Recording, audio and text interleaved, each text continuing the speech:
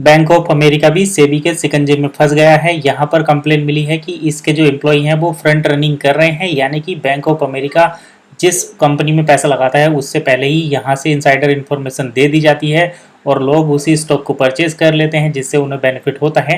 तो ये कहीं ना कहीं फ्रंट रनिंग का केस है और ये इलीगल है इंडिया में, इसीलिए सेबी ने इससे जवाब तलब किया है। अब चलिए डिटेल में समझ लेते हैं कि बैंक ऑफ अमेरिका क्या है, इंडिया में किस तरीके का काम करता है और एसबीआई सेबी ने इससे किस टाइप की इंफॉर्मेशन मांगी है और साथ ही साथ बैंक ऑफ इंडिया ने इसके बारे में क्या जो है अपडेट लिए हैं, क्या स्टेप लिए हैं। तो चलिए सबसे पहले हम बात कर लेते हैं बैंक ऑफ अमेरिका।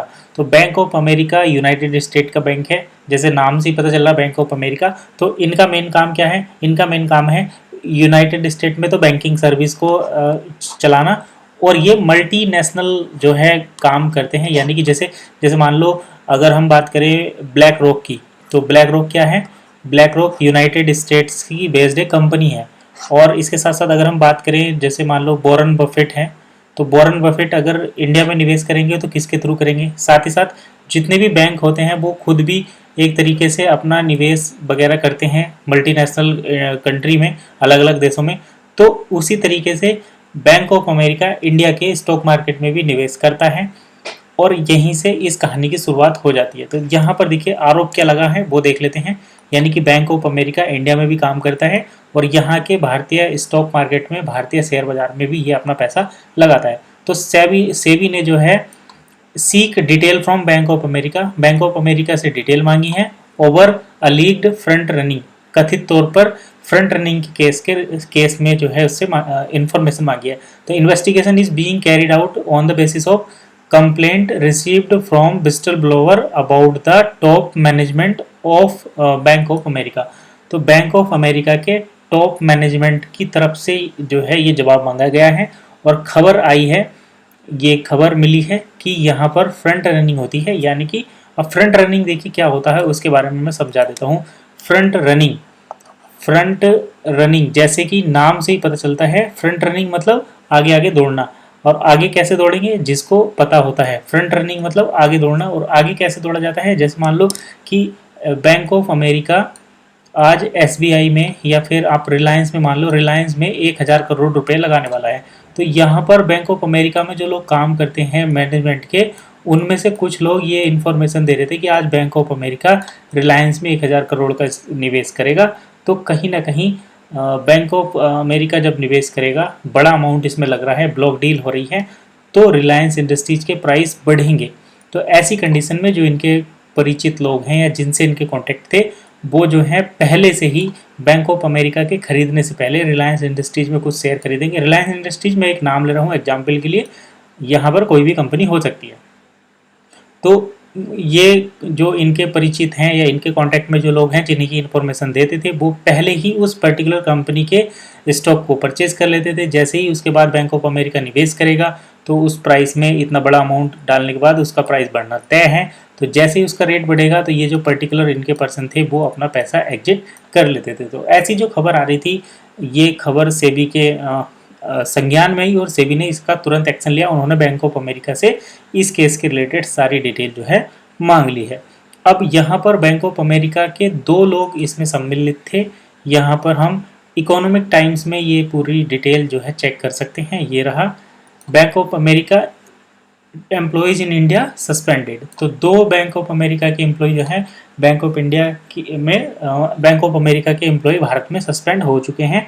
तो Bank of America has placed 2 bankers in India on administrative level एमिड an internal investigation. Internal investigation क्या है? फॉलोइंग ए ब्रिस्टल ब्लोअर कंप्लेंट। तो ये जो कंप्लेंट मिली थी उड़ती हुई, इसके बारे में इन्वेस्टिगेशन करके इन्होंने 2 एम्प्लॉय को अपने जो है वो निकाल दिया है, सस्पेंड कर दिया है। The complaint allies that bankers tipped of, यानी कि टिप देते थे सर्टेन इन्वेस्टर, कुछ इन्वेस्टर्स को अबाउट अपकमिंग सेकेंडरी ऑफरिंग, यानी कि आने वाली ऑफरिंग के लिए कि भाई आप आने वाले टाइम में इस कंपनी में निवेश कर दो, allowing them to profit from non public information. यानी कि वो लोग इस ये इन्फॉर्मेशन पब्लिक में रहती नहीं थी, वो अंदर से इन्फॉर्मेशन दे देते थे जिससे कि लोगों का बेनिफिट होता था। Investigation focused on a $200 million stock sale for Sun Life in March.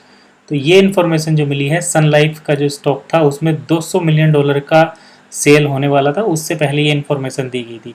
तो अब सन लाइफ जो है इंडियन स्टॉक मार्केट में रजिस्टर्ड कंपनी है, इसमें मार्च में $200 मिलियन के स्टॉक की सेल होनी थी।